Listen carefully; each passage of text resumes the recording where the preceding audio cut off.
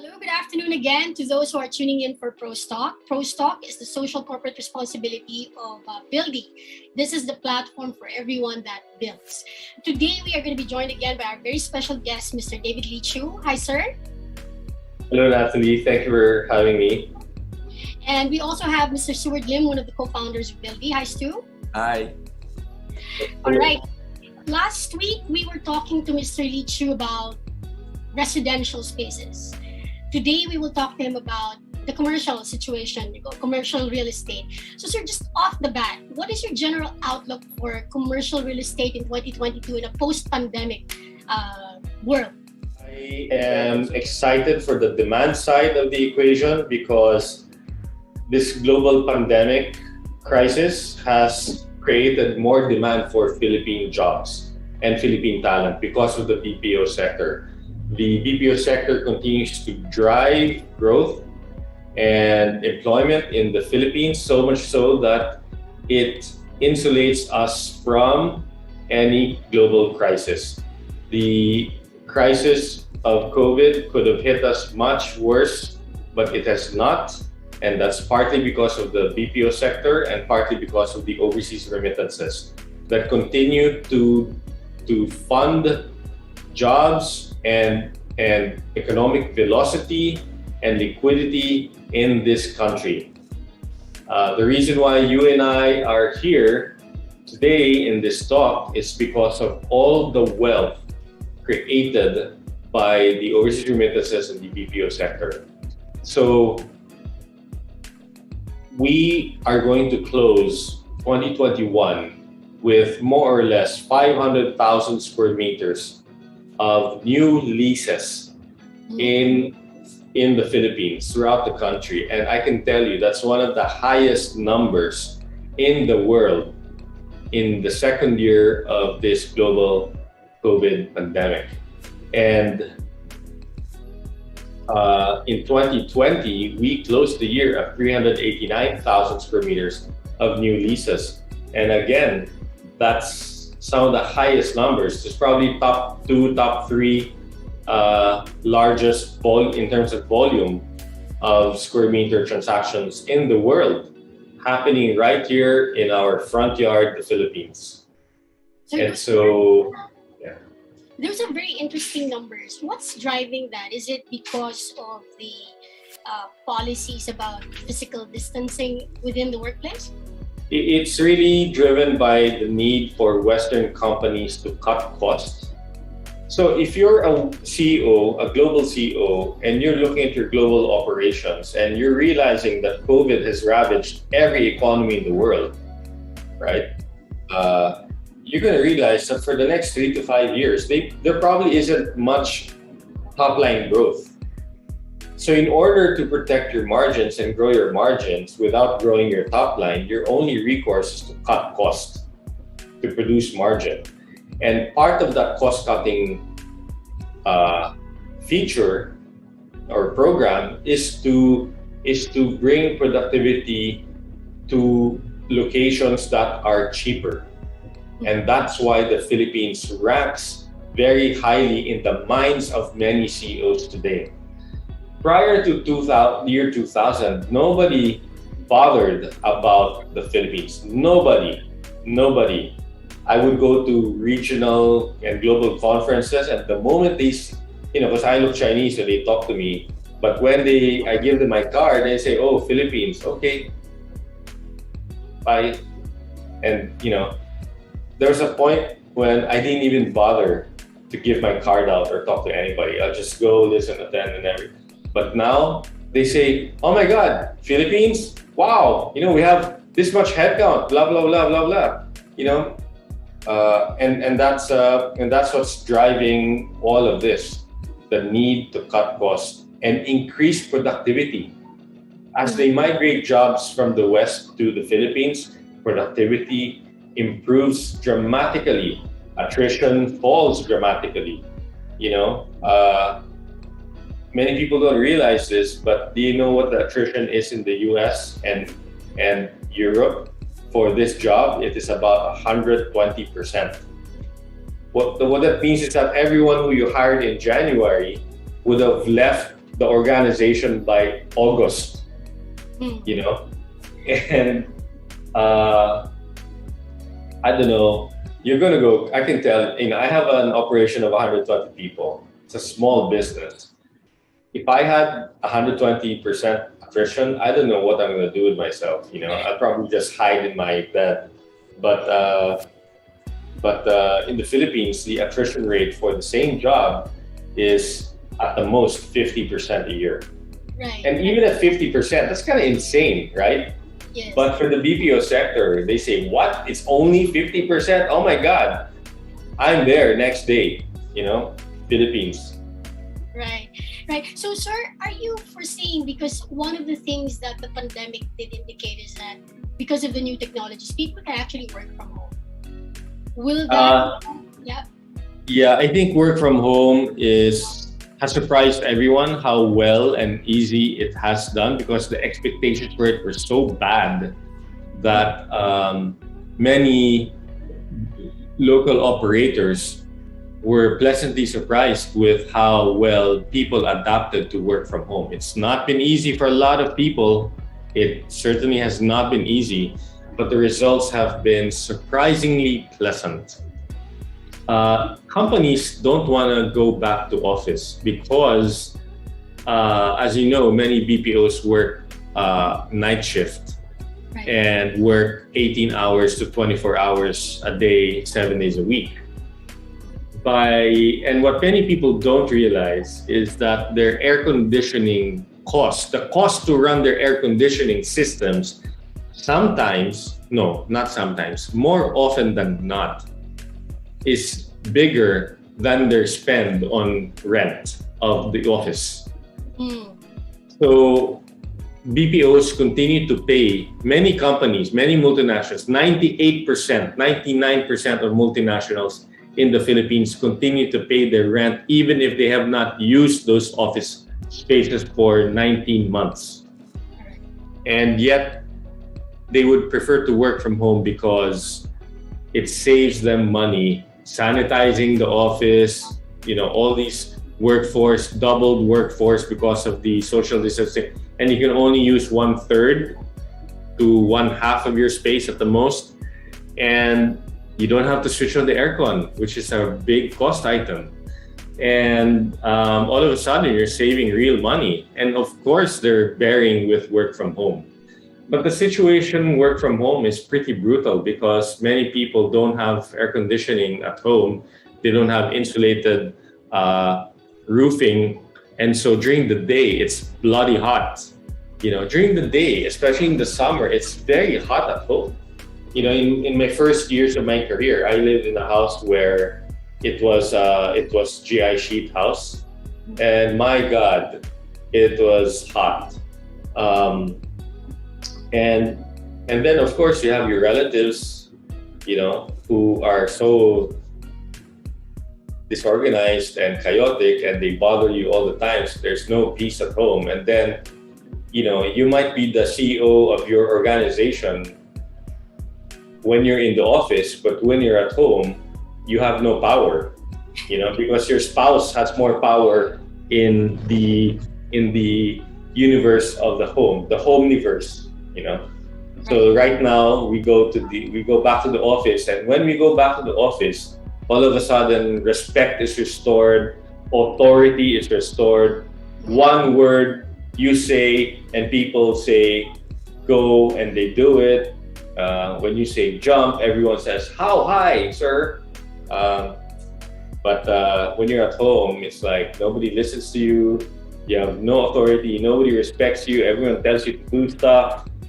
You know, and when people say to me, you know what, work from home is really good for me. It's fantastic. I've been doing blah, blah, blah, blah, blah. Ah, really? Okay. Have you asked your spouse that? Have you asked your wife what she really thinks about work from home, about you being at home 24/7? Have you ever asked your husband what he really thinks about you being work from home 24/7? Have you asked your kids? Have you asked your brother? Have you asked your mom and dad? Right. So I think for most organizations right now, especially the IBPAP members, those are some of the trends, right? You do surveys and you would expect that it would be a landslide over work at home, but you'll be surprised because there's a segment in our community that prefers to actually be in the office. So from that perspective, do you foresee that, and I heard you mention earlier that 500 square meters of space is an additional or an outlook for 2022. Do you foresee that continue to grow? Yes. Faster than ever. Faster than 2020, faster than 2021. Our projections for office leasing volume in 2022 is somewhere around 600 to 700,000 square meters. And that's, so again, 389,000 square meters in 2020, more or less around 500,000 in 2021, and 600 to 700,000 in 2022. And if we are able to reactivate the POGO sector, which I think will happen, then that number will probably hit 800 to 900,000 square meters in 22. And we have a good chance of reaching 1 million square meters again in 2023. And going back to work from home, ultimately companies will go back to office 100%. Some faster than others. So this hybrid combination is just a temporary measure as we go back to the office full time. There is one thing that cannot be found in Zoom, and that is the human connection. When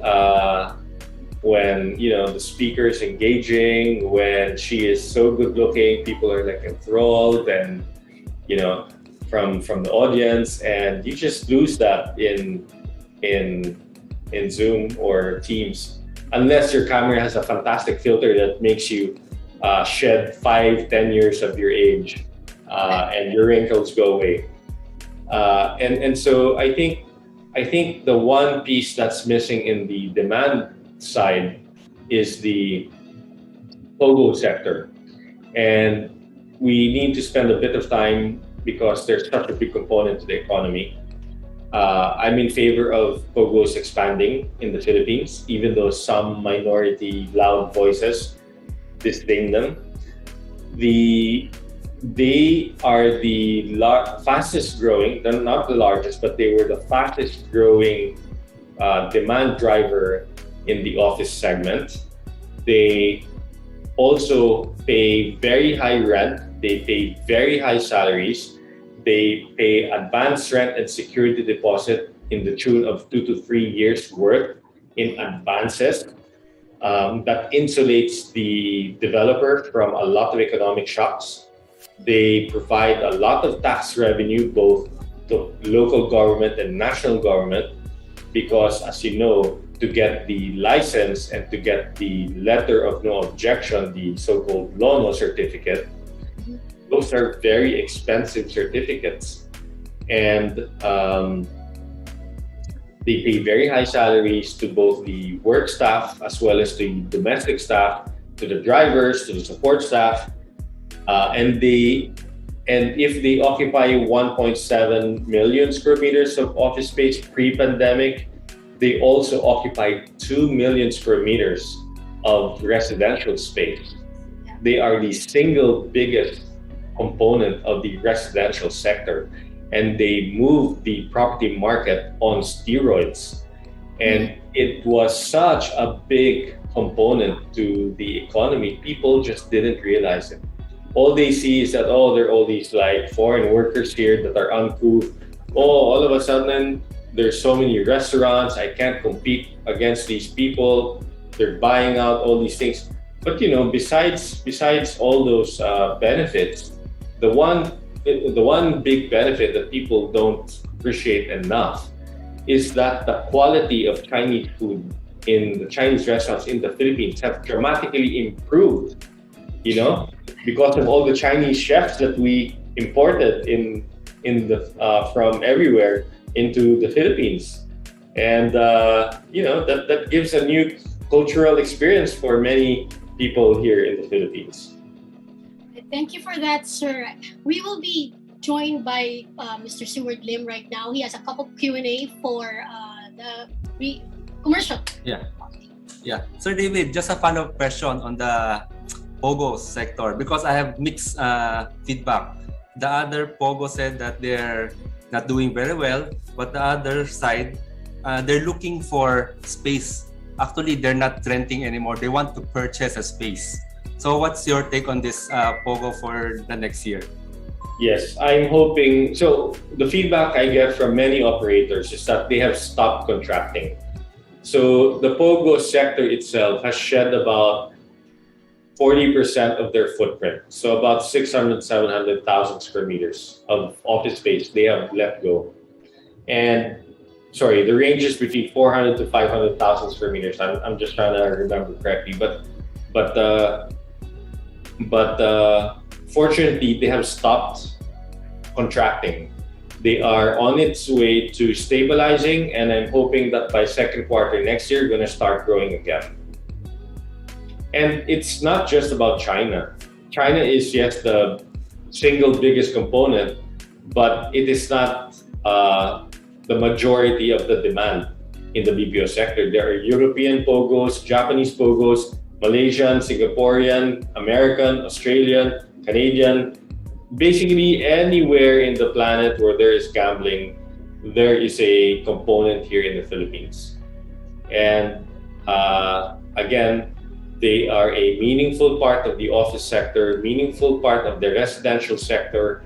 They are the biggest drivers of mall sales in the Philippines. Not necessarily mall traffic, but definitely mall sales. The biggest component is POGO sector. They are a big component for car sales, Alphard sales, Land Cruiser sales, SUV sales. Sir David, actually I've been to Bulacan. Actually, there's a lot of warehouses building there. And I also went to Pampanga. There's a lot of casinos built there. So what other locations do you see that it will prosper? Everywhere where the local government is willing to accept them, where there is easy transport and an international airport. Yeah. A lot of airports are opening right now. Actually, there's also, because the interest rate in the Philippines are going down, there's REIT already.